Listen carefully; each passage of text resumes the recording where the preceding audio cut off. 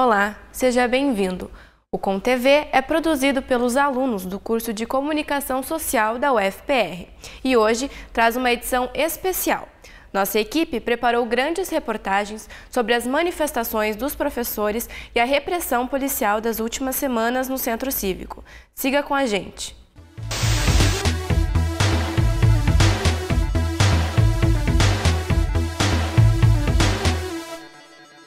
Mais de 230 feridos. Este é o saldo da repressão do dia 29 de abril em frente à Assembleia Legislativa do Paraná. Entre eles, professores, servidores, alunos e pessoas das mais diversas profissões, que lutavam contra as mudanças no Paraná Previdência. As repórteres Alexia Saraiva e Amanda Pupo foram até o Centro Cívico ouvir os manifestantes para descobrir quais foram as impressões deles durante os momentos de guerra presenciados no dia 29 de abril. Eu queria o meu dinheiro de volta. Vamos chegar. Dinheiro de volta. Eu não quero ser roubada. Eu sou Lília Mota, professora aposentada, professora estadual. Eu estou aqui para prestar solidariedade aos nossos colegas que ontem passaram por uma situação muito difícil. É isso!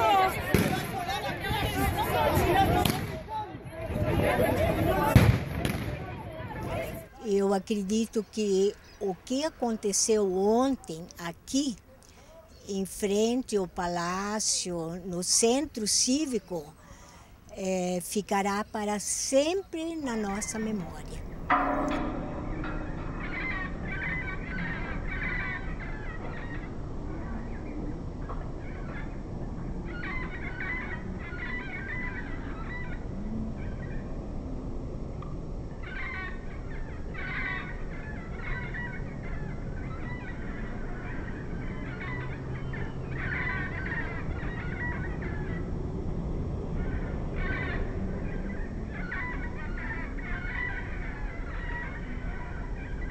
Eu tô triste, tô magoado e ferido moralmente, porque a gente estuda há 4 anos, a gente se esforça, a gente batalha todo dia, preparando aula, estudando e se capacitando para dar aula, e a gente é recebido a tiro, a bomba e a gás.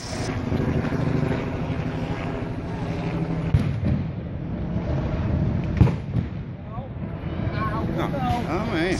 Num espaço que é nosso, porque é público, num espaço que é nosso, porque pela Constituição brasileira, o nosso país é democrático, então a gente tem direito de estar aqui, temos direito de fazer greve, temos direito de nos manifestar. Então eu me sinto assim, ferido moralmente. Tudo foi lamentável porque foi covarde. O Estado tenta mascarar uma atitude apenas de limitar o nosso espaço, mas na verdade eles foram para cima da gente. Eles nos agrediram mesmo, foram para cima. Havia atiradores nos prédios, a gente recebia bomba dos lados, o choque partiu para cima da gente e o helicóptero soltava bomba todas as horas. O helicóptero ia rodando e soltando bomba não mais na frente, mas no meio de nós. Então a gente não tinha para onde correr, a gente ficou completamente detido no meio ali e tomando tiro e bomba de tudo quanto é lado. Foi horrível, foi uma cena assim de guerra mesmo. Eu fui dos que estavam na frente ali, a hora que a gente foi romper o portão, porque a gente queria só se aproximar da lé para que se ouvissem os nossos gritos daqui de fora. Então a gente começou a deitar a grade e pedir sem violência, sem violência.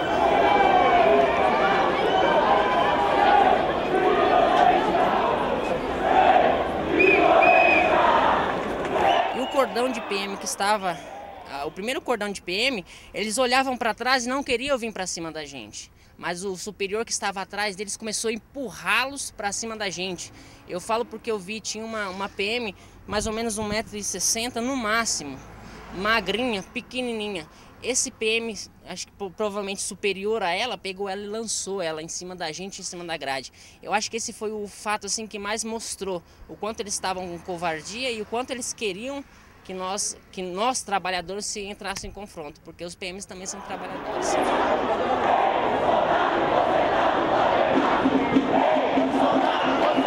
Eu penso algo completamente lamentável Nós vivemos num Estado democrático de direito, na teoria pelo menos, mas na prática isso não acontece há muito tempo. E foi um episódio típico de ditadura militar, o que aconteceu ontem. De muita tristeza, porque nós representamos a criança e a juventude do Paraná, que é com ela que nós trabalhamos. No nosso dia a dia, com chuva, com sol. É triste quando eles agrediram os professores desarmados, como se nós fôssemos criminosos. Eles atingiram a sociedade toda. Muita tristeza ver um helicóptero soltando bomba, inclusive em cima de um cadeirante, um professor cadeirante, que era elétrico e a gente não podia socorrer, não podia empurrar. Ele só tapou os ouvidos e ficou à mercê de uma artilharia covarde.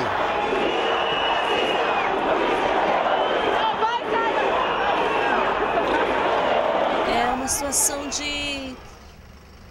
de vergonha extrema, uma situação de indignação extrema e de ver amigos nossos, companheiros nossos, que não ofereciam perigo algum, feridos, né? Então pra gente é muito triste, é vergonhoso. A força coercitiva do Estado contra um povo que não oferecia perigo algum. O que nós podemos oferecer de perigo para um prédio desse tamanho, né? Tantos policiais, tantas bombas, desnecessário. Uma força desnecessária, uma ostentação de poder de quem tem muito para ostentar por nada, por causa de nada. Isso aqui parecia um campo de batalha e os professores tratados como qualquer pessoa, talvez um criminoso, uma pessoa foragida, ou até uma pessoa que deveria estar atrás das grades.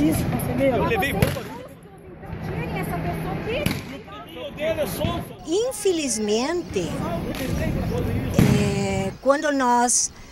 quando tudo começou, todo esse movimento, nós sabíamos que iríamos perder. Mas mesmo assim, os professores vieram várias vezes, se submeteram a tudo o que aconteceu aqui, porque eles estavam realmente lutando pelos direitos deles e somente pelo direito deles.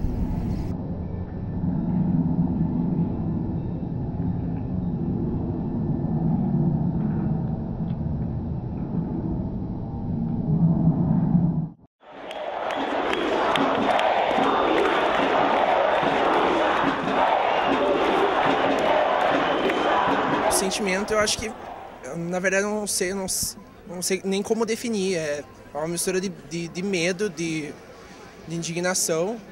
É um misto, assim, de você olhar toda aquela cena, assim. Ontem eu cheguei aqui no momento que estava acontecendo tudo, que eles estavam jogando as bombas, que eu não conseguia avançar por causa que abriu um paredão de fumaça na minha frente e tal.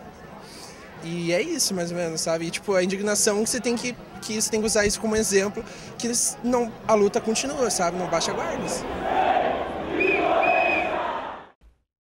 Nós continuamos esta edição especial com depoimentos emocionantes de professores, alunos e servidores. Eles estavam em frente à Alep, no Centro Cívico, para apoiar os protestos. Júlia Halab e Bruno Vieira foram em busca das cicatrizes físicas e emocionais que restaram para essas pessoas após a repressão.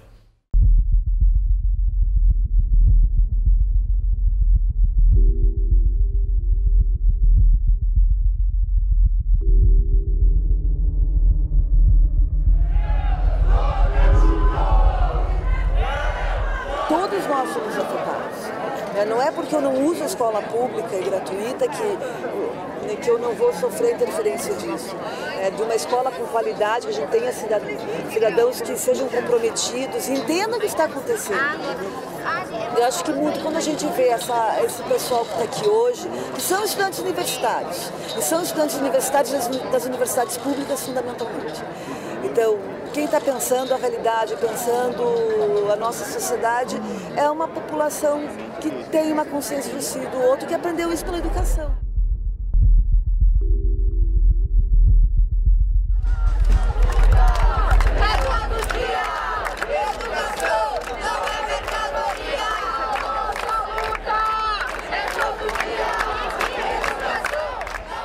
Além da parte óbvia de que nós dependemos dos professores, é importante ter solidariedade. Estamos nos formando não só como pessoas para trabalhar, mas como cidadãos. E se a gente não se importar com as pessoas que estão ajudando a gente a ser alguém, a gente não está sendo nada. A gente está dando apoio aos professores desde a primeira greve de 2014. Até agora, o Colégio Estadual tem prestado... Todo dia a gente faz uma manifestação pela manhã em apoio aos professores. E a gente sente essa necessidade porque quem sente a precariedade do ensino somos nós, em sala de aula.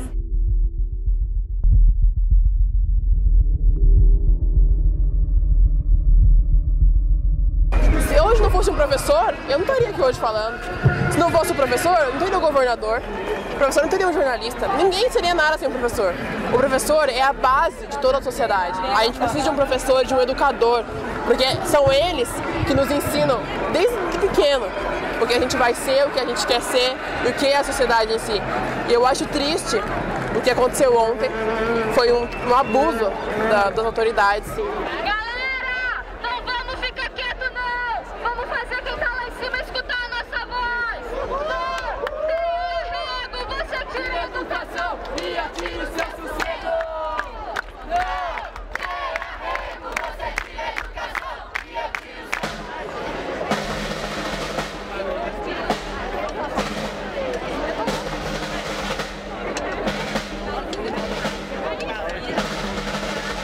A gente está muito impressionado negativamente com os nossos representantes e, por outro lado, a gente está muito otimista e muito impressionado positivamente com a população, com a organização, tanto dos professores, com a solidariedade, com o apoio recebido de pessoas de outras categorias.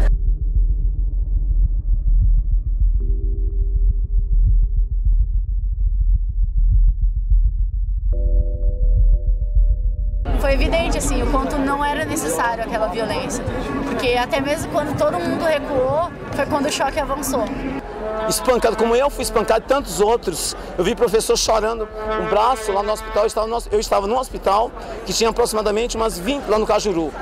Acho que mais de 30 pessoas, tudo assim, chegava tudo machucado, quebrado, pais de família e tudo mais. E não foi Black Bloc, como ele falou que eu vi. A única coisa que ele fala quando eu entrevisto, ele fala, foram os Black Bloc. Então nós somos Black Bloc agora, professor agora é Black Bloc. Porque um professor preso, que eu vi que ele foi preso, é um professor, não é Black Bloc.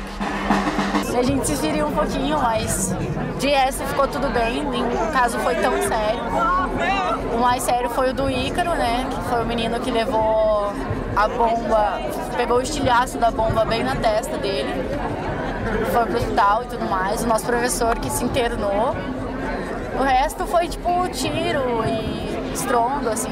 Teve uma garota que pegou no músculo dela, ela, tipo, tem o risco dela nunca mais andar, tipo, perfeitamente. Então, eu tenho o risco da audição e tem mais um garoto, o vice-presidente do Grêmio, que ele também tem o risco de nunca mais voltar com a audição 100%.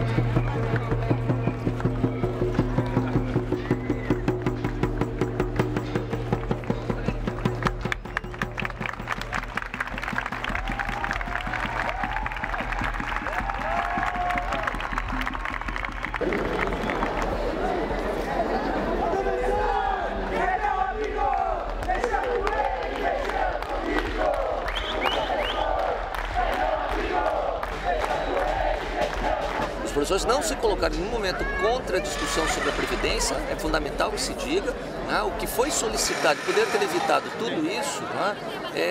Era o diálogo. Porque se a justiça fizesse valer a justiça mandava prender esse governador.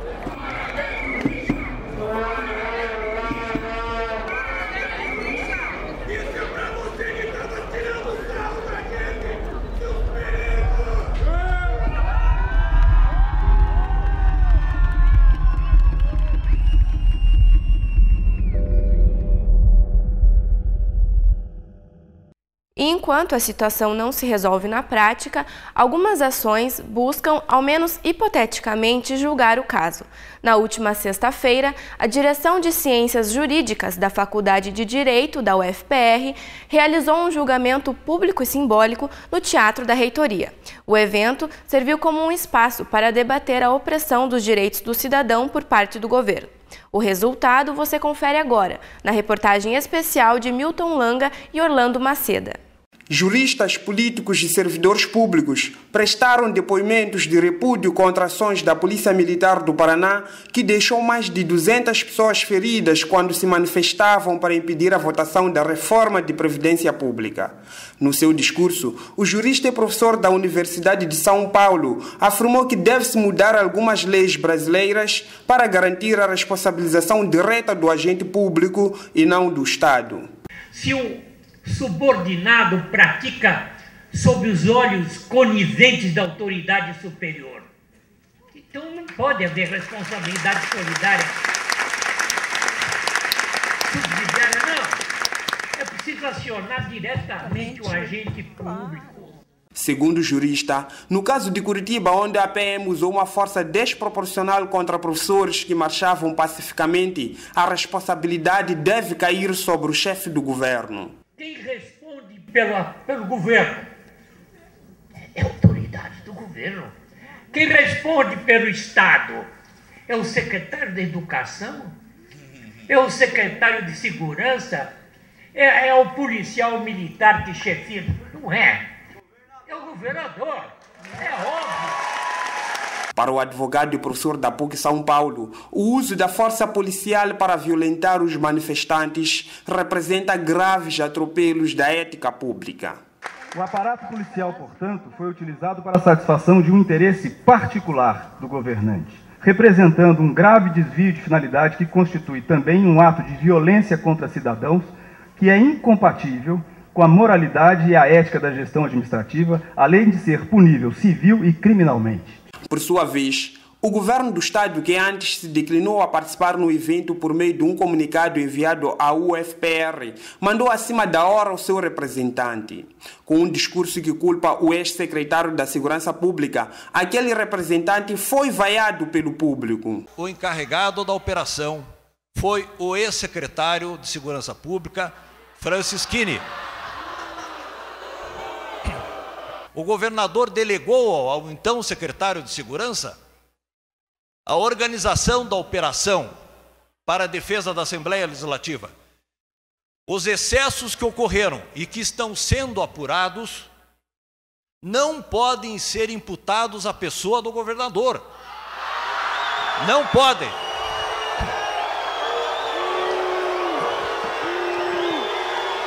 O veredito final condena a ação da Polícia Militar e responsabiliza o governo do Estado pela violência e propõe que sejam tomadas medidas jurídicas para punir o governo do Estado paranaense. E a partir dos fatos analisados, o colegiado considera que houve graves violações de direitos humanos, notadamente o direito de manifestação, de liberdade de expressão, de integridade física e moral, além do direito de greve, que significa o direito fundamental de luta da classe trabalhadora, incluídos como incontestáveis titulares os servidores públicos. E tendo à vista os relatos, dados e imagens apresentados, resolve, por unanimidade, considerar responsáveis pelos atos de violação de direitos ocorridos no dia 29 de abril de 2015 em Curitiba, os seguintes órgãos e pessoas. A. O Estado do Paraná. B. O governador de Estado, Carlos Alberto Richa.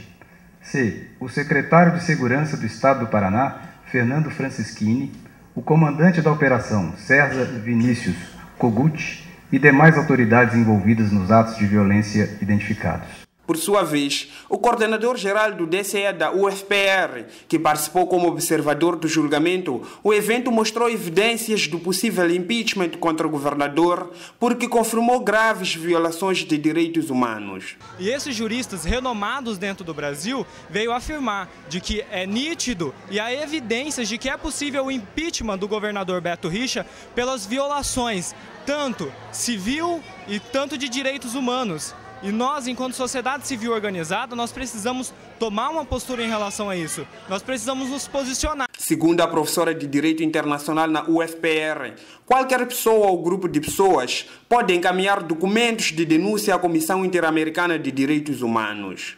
E caso seja constatado transgressões jurídicas, o Estado brasileiro pode ser obrigado a reparar danos às vítimas ou melhorar medidas administrativas. Então eu vejo uma possibilidade muito forte de que o Brasil seja condenado no sistema interamericano.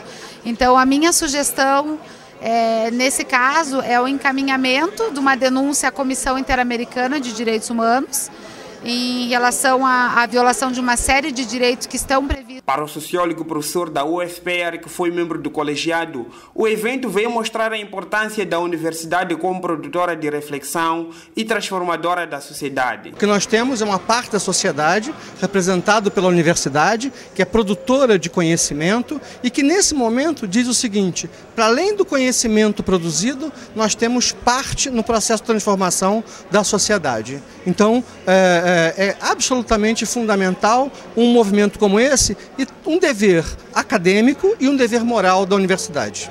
Num espaço que ficou pequeno para acolher centenas de pessoas que se fizeram ao local, a Universidade Federal do Paraná mostrou seu papel não só como produtora do conhecimento, mas também de criador de debates e reflexões que visam melhorar o bem-estar social. Em termos de ação política, recomenda-se a reestruturação do sistema de segurança pública, tendo como referência a aprovação da PEC 51 para o efeito da unificação das polícias com a consequência da desmilitarização. E B, que se compreenda como essencial a luta por efetivas mudanças na sociedade brasileira que se garantam à classe trabalhadora efetivos direitos de organização e de luta e a urgência de se reconhecer a existência de uma violência institucionalizada e mortal que se comete contra os pobres, os favelados, os afrodescendentes, as mulheres e a população LGBT, para o fim de construir uma sociedade tolerante, igualitária e com efetiva justiça social.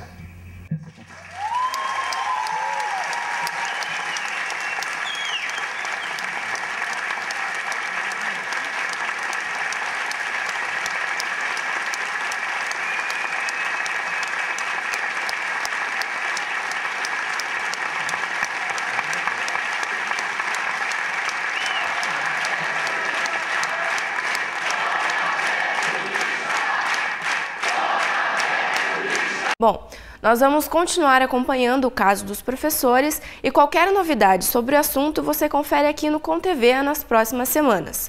Para rever esse material, acompanhe a página do Jornal Comunicação e acesse a aba do ComTV. Obrigado pela sua companhia. Tchau!